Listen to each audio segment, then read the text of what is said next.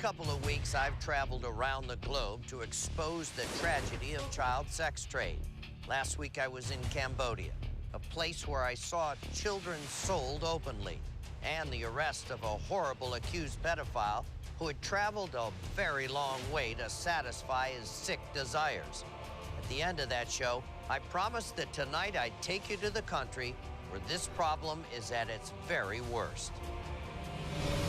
So here I am at the United States Capitol. This is the country where the cancer is spreading the deepest and farthest.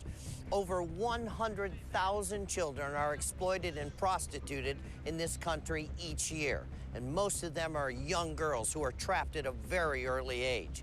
But here in Washington, they're fighting back, and so are we all across the United States.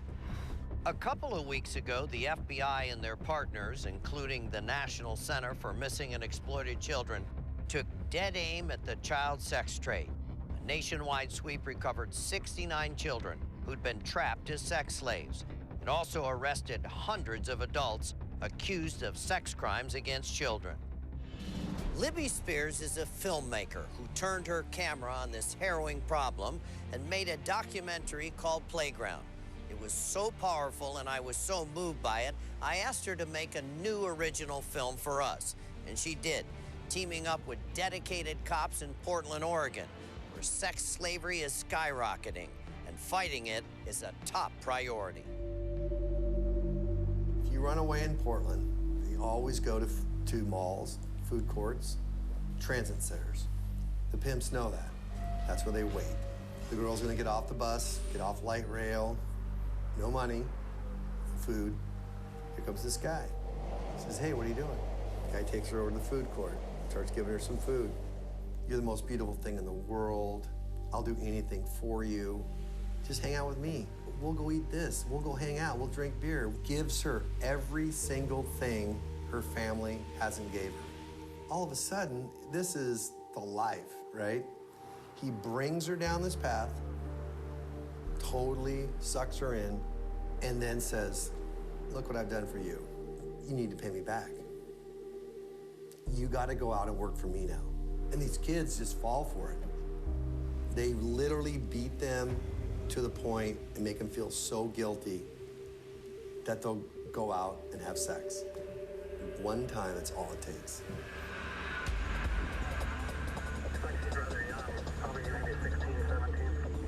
When I became a police officer in 1981, I didn't want to believe it was happening. You see beyond the chaos. You see beyond the drug use. You see that they are victims. These are kids, you know?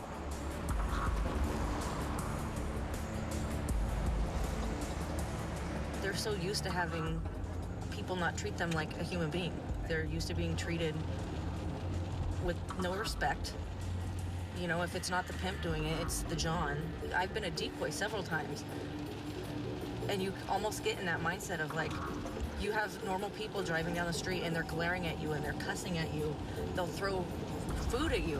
And you're just like, it's maddening. Like, I want to tell people, like, I can't believe you would treat someone like this. We've stopped 3, like, ministers. One picked up 2 juvenile females. When school gets out, they'll circle girls that just got out of school.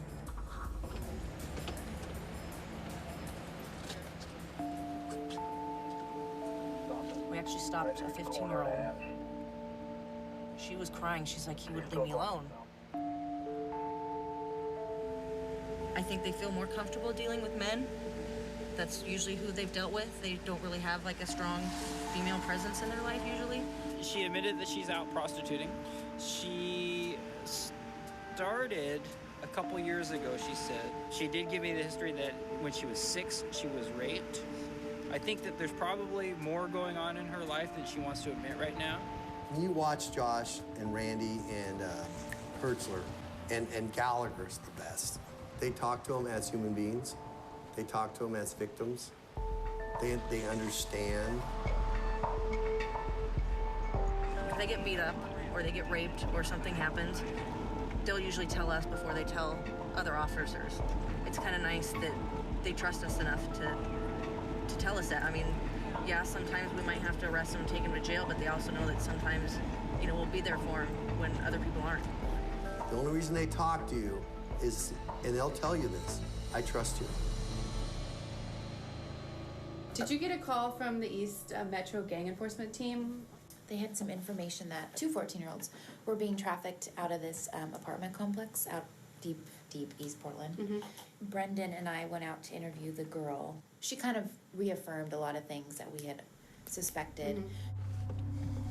Yeah, she passed. She's still walking down. Not really watching traffic.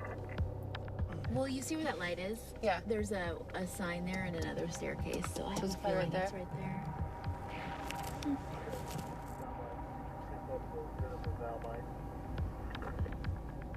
Oh, look at that. Here we go. Maybe one of his friends is coming over. Definitely another pimp. I'm thinking it could be this one. See, this is the car. That's it, 1995. right? This is at his other house we were just at last week. I mean, arresting a pimp that forces, 12 and 13-year-old girls to do what they do is very rewarding. One thing I was not really prepared for when I got this position was just how young of the victims we would find. We'd have 11 and 12-year-old girls involved in this. This girl, our victim, is engaged in prostitution, being run out of his apartment. So we've got to detain her on S1 in here. If this guy never shows his head, we don't see any side of him, we're going to go up, we're going to surround the apartment, then we're going to stack up. Obviously, we're going to key the door and cautiously clear the apartment. They don't care about their victims. I mean, they are looking at that girl as a dollar sign, and that girl is there solely to make him money.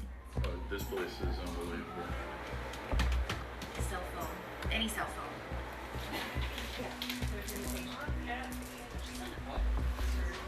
Does anyone read Spanish? Did you notice this, Meg?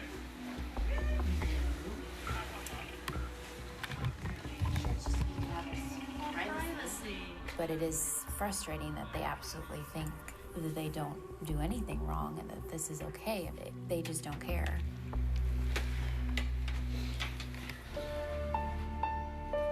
These are children that are being raped every day and forced to sleep with other men for money. I just like dealing with the young girls, and I think the cases they're a lot of work, but they're very meaningful in the end.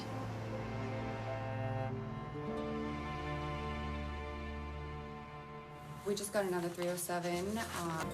We have to corroborate the story and go back and find as many receipts, any type of postings they might have. Could it possibly been underneath? Do you remember seeing a tall black guy with a couple of younger girls? You can't just put me on the stand with the evidence. The girl is our evidence. We need to try to keep the girl secure within the time that we need to go to trial. And we don't have any type of shelter in Portland where we can keep the girls for them to get any sort of treatment, to get any sort of counseling, long-term help for them, and then also have them for our case. When she says, where am I gonna sleep tonight, or where am I gonna sleep next week? And I don't know. I can do some temporary type housing, but there's nothing permanent. We, work with them on these cases, but I honestly can't say to them, I can keep you 100% safe when you testify against him. And I'm not gonna lie to them and say that I will when I can't. What we're realizing is with this population that the needs are so great at the very beginning. They're a different breed. I mean, they take different ways to deal with them. Yeah. Each case is It's unbelievable. And I know these kids will wear you out and make you cry, they make you laugh, but you have to have that commitment. You want to help so bad, it just kills you.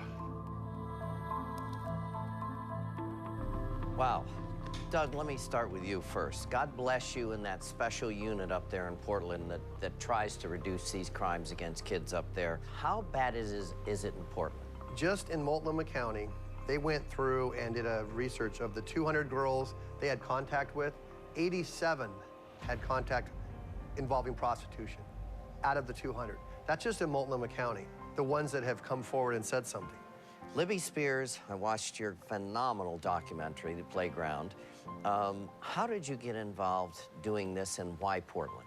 I filmed in the Philippines, Cambodia, other parts of Southeast Asia in 2003. When I came back to the U.S. to get information about kids being trafficked into the country, I met with the National Center of Missing Exploited Children and found out it was happening right here in our own backyard. How young is the youngest that you've come across in all your filmmaking? 11. 11. Doug, what's the one thing that would make a huge difference in Portland? A shelter. We had a 13-year-old girl that was raped and beaten by a pimp, no place to put her. She ran away from foster care. The next day got picked up by another pimp, raped and beaten again within a 7-day period because we don't have a shelter. Shelter would have probably stopped that, wouldn't it? Yes, it would have. I hope the politicians up there are watching this tonight and you get that shelter sooner than later. And we got a couple cases we're working with you, and I hope we'll be able to solve those in the future. But right now, I got a couple dangerous sex trafficking fugitives we need to get tonight. Carmen Cadena, Rafael Cadena Sosa, and Patricio Sosa are wanted by the FBI in South Florida. In 1997, their sex trafficking ring was broken up, yet these three evaded capture. Patricio Sosa's a diabetic and may be in a wheelchair due to the amputation of one or both of his legs. An Soon Kim is running from immigration investigators in New York. Cops say they've heard recorded phone calls in which she talks about forcing young Korean women into the sex trade. Kim could be hiding out in Flushing, New York, or she might be back in South Korea. Atlanta cops are seeking Derek Holmes because they say he's a killer pimp. Holmes allegedly murdered a woman who tried to escape his control. He might be on the run with another one of his prostitutes, Emma Grant. Cops believe Grant drove the getaway car on the night of the murder. If you know where any of these accused sex traffickers are hiding tonight, you gotta call our hotline at 1-800-CRIME-TV. We followed you for days. We know where your parents live. Time your brother over there goes to school and comes home.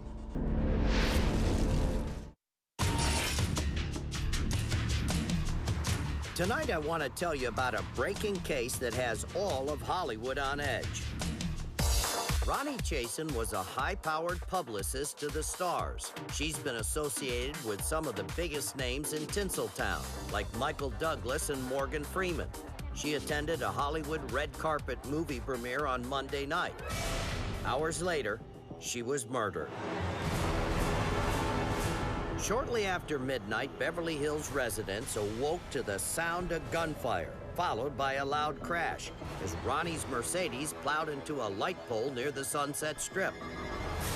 Someone had shot her multiple times in the chest as she drove home from an after-party. She was rushed to the hospital but died an hour later. Detectives scoured the area for clues, hoping to catch a break, but the murder remains unsolved. Tonight, police need your help to bring the killer to justice. So if you have any information about the murder of Ronnie Chasen, please call our hotline at 1-800-CRIME-TV. Sedge, last week we did a show from Cambodia about international sex trafficking. Westerners, American garbage that goes there and preys upon their kids. We saw some real tough stuff. You were my producer and did a great job. But you found a story here in the United States that's as disturbing as anything we saw in Cambodia. Yeah, that's right, John. A lot of people think these problems happen in other places, but it happens right here in the United States, and it can happen to anyone. We've got a story that's about the girl next door, and it's unbelievable. It's like watching the real-life version of the movie Taken. My name is Natasha. This is my story. Ladies and gentlemen, please give a warm welcome to Natasha Herzig.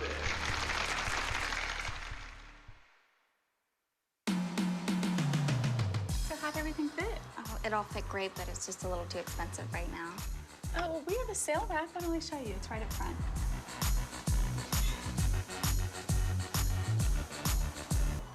Yeah. Well, I work for a company that hires makeup artists. Are you in school? I just started community college.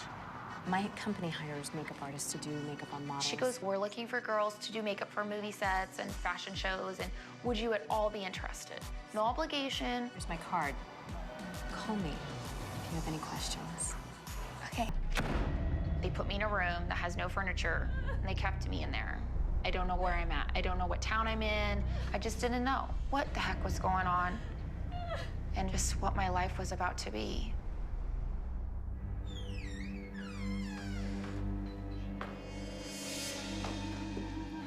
This is Shiva. You call me Daddy. You work for me now. Get her up. They're like telling me what I'm going to be doing now at this point. Get up. And these are the rules. This is what happens.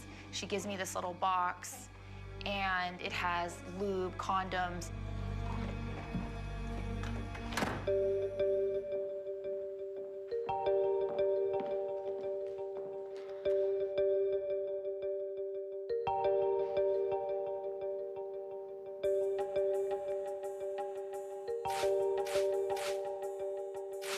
Nice to see you here. Oh my God. Yo, Spider. We were to call him Daddy. That pretty dress. It's time to break you in. Before he takes me to my first appointment, he has sex with me. I'll make it nice and sweet for you. I was so taken back that this person looked so normal. I was embarrassed. I was young, so it wasn't like I was excited. When we wanted a day off, he would say this isn't a 9-to-5 bitch. Hey, Mom. How are you? Fine. Where are you? She was very good about staying in contact with us because I know she knew that if she didn't contact us, we would really start to worry.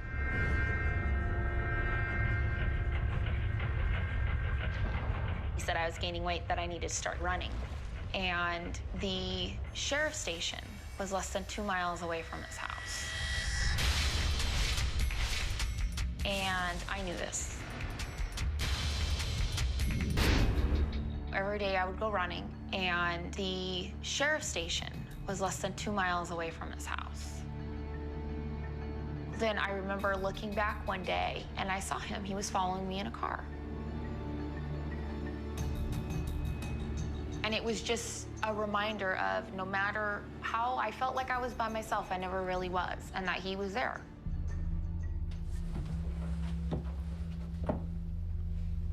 Where's Shiva? I don't know. It's Karen. She knew. Teach her some things. So how'd they get you? They told me I was beautiful. For some reason, I was drawn to her, and I wanted to know her story.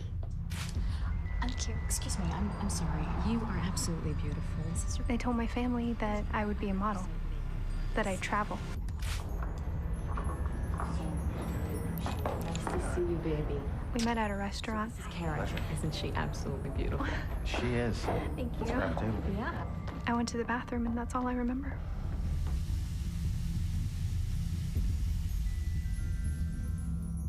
How long have you been here? I just kind of took her under my wing, so it was just kind of giving her tips to try to help her get through it the best way that I knew how. Once we started traveling, then that was it. If it was more in Washington, D.C., then we would be in Washington, D.C. If there was more in, you know, Boston, then we were in Boston. It just...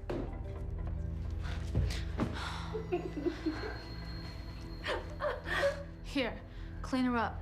I'll be downstairs. Oh my God, what happened? Did a client beat you up? Spider did. I told him I liked Joseph. No. You know the guy I told you about in Soho? Anyway, Spider didn't want to hear about it. That was the worst beating I've ever seen him give out. She was just a little girl, and she was just crying. I don't even know who I am anymore. I think with Elizabeth Smart and the J.C. Dugards and anybody else who's been held in captivity, whether it's been a month or years, can understand that eventually, you know, they become all you know. Seeing what he did to Karen and how helpless she was allowed for me to have to see a bigger picture other than myself. Let me call the cops. No, no cops. Who can I call? Call my mom and dad.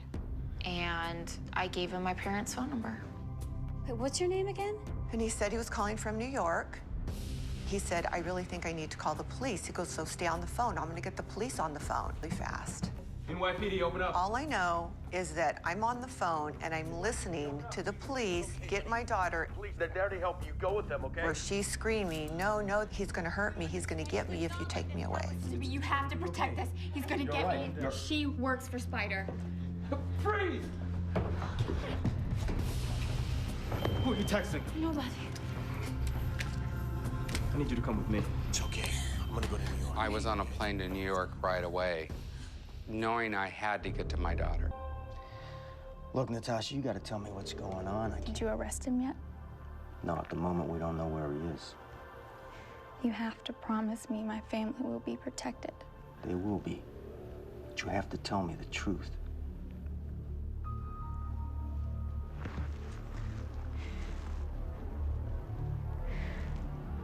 I'm from California. I don't think Natasha trusted anyone. At that point, she wasn't Natasha, the girl that, from a year before. She was looking out for Karen in a, big sister kind of way. I mean, I was only there for 2 months. Natasha was there for 9 months. My heart went out to her.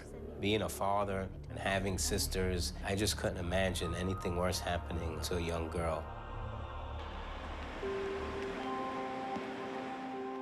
I know this is a lot to digest.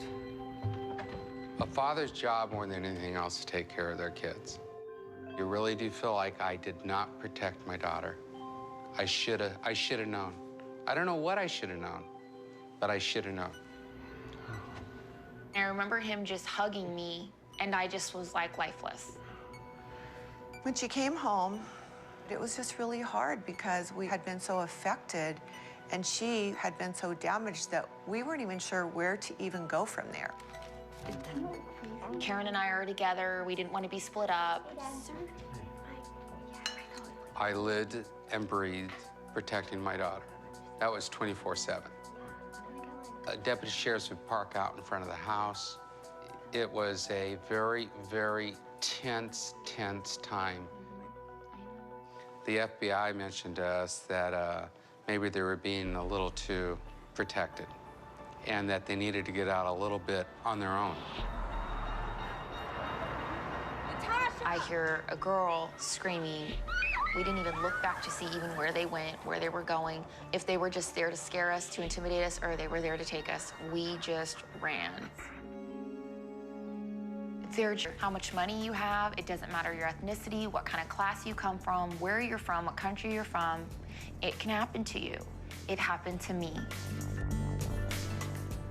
Unbearable as a dad with a daughter to watch, but you lived it. And what I admire is your strength. You not only got out yourself, you saved your friend. You took the power back, didn't you? I did, John. After seeing what Spider had done to her, I just knew that I had to do something for her. At that point, it wasn't even about me anymore. The intimidation, the threats, you suffered in that terror, didn't you? Absolutely, on a daily basis. It was not just there came a point where it was just about saving my family. I didn't care about what happened to me. I knew that I could just tough it out and survive it, and if I died like that, I died like that. Your recovery wasn't as quick as you thought, took some dark turns. Tell me about that.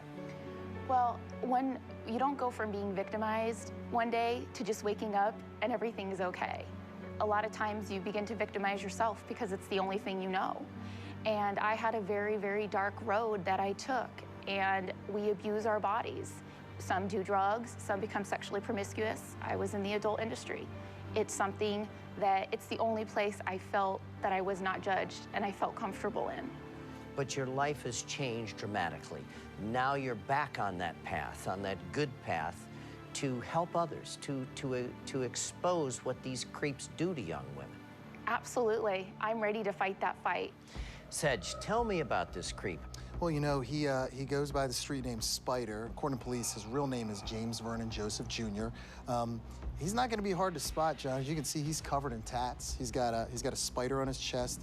He's got this word across his abdomen macula. Information we're getting is that he could be hiding in California, Vegas.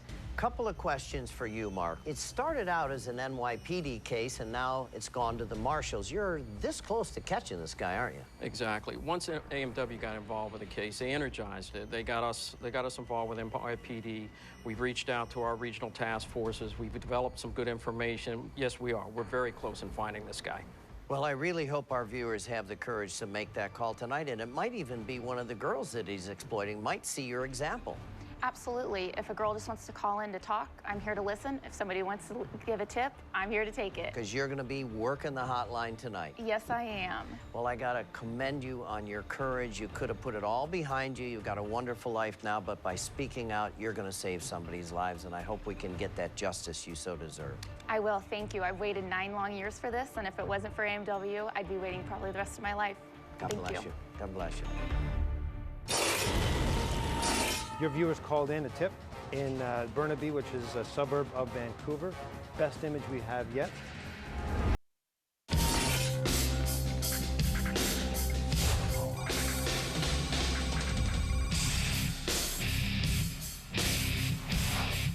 Using technical language of the Army, he's a son of a bitch. Now, I couldn't agree with that guy more. That is a son of a bitch, someone who preys upon vulnerable elderly. 2 months ago, we did this case. Give me an update. Refresh our viewers. Major updates tonight, John. For 40 years, Richard Rupert, who's known as the nephew bandit because he cons seniors all over Toronto, getting inside of their homes where they're staying, convincing them that he's a long-lost relative, then bilking them and sometimes even assaulting them. And tonight, we now, because of our viewers, know of even more incidents. This is continuing. And Lieutenant John Dunlop from the Toronto Police, I remember when you were here, you said, this guy needs to be taken down. We think he's moved from the east coast of Canada to the west coast of Canada to Vancouver, where the Olympics were.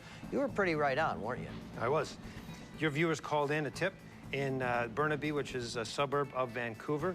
Best image we have yet. Good one, isn't it? Close-up image of him in a lobby of a senior's resident. Looking for victims? Yes. Where'd he go from there? From then, the trail went cold until October the 23rd, when again, another incident happened at McDonald's in Vancouver, still in the West Coast. So this guy's sitting in a McDonald's, you got him on tape. What's he doing there? He's gathering information on another target. He approaches the victim, convinces them that he is a distant relative. They went back to the victim's residence. They then went to a bank, returned to the McDonald's, and he was given some cash. How much money did he get from this guy? $850. He's so convincing, isn't he? So what happened from there? Rupert contacted the victim the day later, set up another meeting. At that time, Vancouver police were right on it. He set up a sting operation. He didn't show up. He managed to get away again. This guy's sharp and he's cunning. Now, where do you think he is, John? I think he's still in the Vancouver area, West Coast. A lot of potential victims in that area, a lot of retired. Yes. Our viewers are key. They came up with all this video, didn't they? Oh, absolutely, John. Our viewers brought us each of these great tips. Tonight, we just need them to seal the deal after 40 years.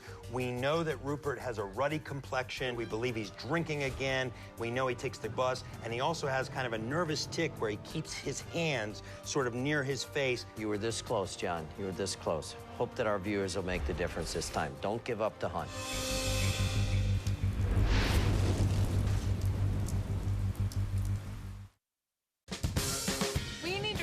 To go to Pear Blossom Highway? It's just outside of Lancaster. Sure, I can download directions for you now. You got it. Thank you very much. Check it out. I can see everything that's going on with the car. Here's the gas level. I can check on the oil. I can unlock it from anywhere. I received a signal there was a crash. Some guy just cut me off. I'll get an ambulance to you right away. Safely connecting you in ways you never thought possible. OnStar. Live on. On November 23rd. Hey, brother, don't you ever sleep? The greatest action heroes, together for the first and only time. It's good to have friends. The Expendables, rated R. Get it November 23rd.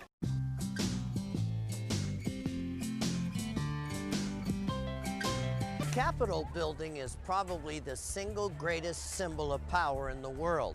The competition is fierce to get even a few seconds of FaceTime with the lawmakers who work here. I know that firsthand. I've been coming up here for years. But cops say one man who did the grip and grin with some of DC's most powerful players was playing a game of deception that hurt some of our most honored citizens and made him one of America's most wanted. Bobby Thompson got up close to Washington's heavyweights, including incoming Speaker of the House, John Boehner, Senator John McCain, and even President George W. Bush on more than one occasion. Thompson's access came from his position as director of the U.S. Navy Veterans Association, a charity founded in 2002 with the stated goal of aiding all veterans, and over the years raised some $100 million, ostensibly for that reason. But something about it didn't smell right to veteran and U.S. Senator Jim Webb. I've worked in veterans areas for more than 30 years. I was very familiar with veterans organizations. I'd never heard of this one. That's because investigators say the organization is nothing but a sham. Names of more than 80 board members never existed, and addresses of 41 state chapters were phony. Even the address of its national headquarters in Washington, D.C. turned out to be nothing more than a P.O. box. And the $100 million? Very little of that money could be traced to helping veterans in need. America loves their veterans. We thought it was relevant to put this into the hands of IRS. With the IRS investigation underway, several states launched their own inquiries into the organization. And in October, the state of Ohio indicted Thompson on corruption, theft, and money laundering charges. If we decrease the credibility of the veterans support programs that we have, then the people of the United States aren't going to trust the programs that they see, and they're not going to give the assistance that they want to give. Once his scam began to unravel, Thompson left his low-rent offices in Tampa, Florida, and took off. But Thompson left one more shocking secret behind. Investigators found out Bobby Thompson wasn't really Bobby Thompson. He had stolen that identity. No one knows who he is or where he is. He was last seen in New York City this past June, but wherever he is now, there's one thing for sure. I think there are a lot of people who would like to talk to Mr. Thompson. He's changed his look over the years, but not how he sounds. This is the Minneapolis-St. Paul office of the United States Navy Veterans Association. We unfortunately do not have sufficient volunteer staff to return every anonymous message we receive. If you know this man, you owe it to veterans everywhere to call our hotline tonight at 1-800-CRIME-TV.